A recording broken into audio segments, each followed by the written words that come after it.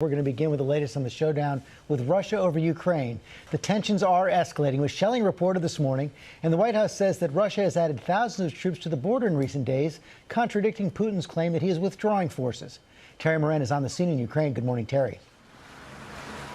Good morning, George. In many ways, Russia is keeping up the pressure, keeping up the threat here. For example, that long simmering conflict in eastern Ukraine between Ukraine and those Russian-backed, Russian-armed separatists is heating up, and it's a real flashpoint. This morning, tensions escalate on Ukraine's eastern border. Ukraine has accused the Russian-controlled separatists there of firing on a village controlled by Ukrainian troops, accusing them of hitting a kindergarten. Images of the school circulating online and on Ukrainian TV showing a hole in the wall and a damaged roof. At the same time, those Russian-controlled separatists are accusing Ukrainian troops of launching large-scale shelling of civilian areas they control. No independent confirmation, and all this amid fears that Russia may be looking for a pretext to attack.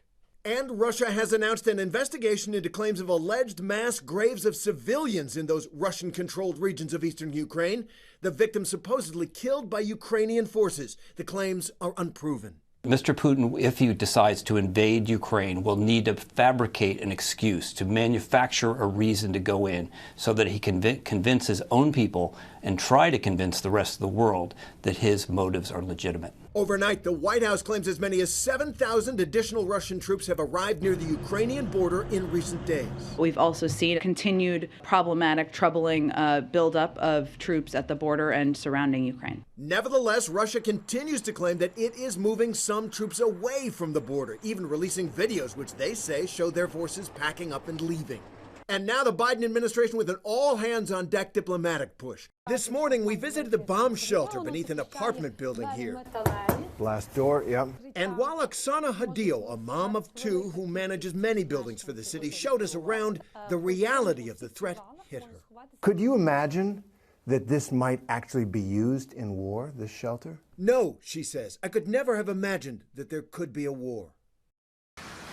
Oksana's two children, like children across this country, are now doing drills in their schools, preparing for a Russian attack. It's getting real for people. In the 2 weeks I've been here, it seems that Ukrainians have shifted from skepticism that anything would happen to disbelief that it could, now to fear that it might. George? Yeah, that is a real change. Okay, Terry, thanks very much. Hi, everyone. George Stephanopoulos here. Thanks for checking out the ABC News YouTube channel. If you'd like to get more videos, show highlights, and watch live event coverage, click on the right over here to subscribe to our channel. And don't forget to download the ABC News app for breaking news alerts. Thanks for watching.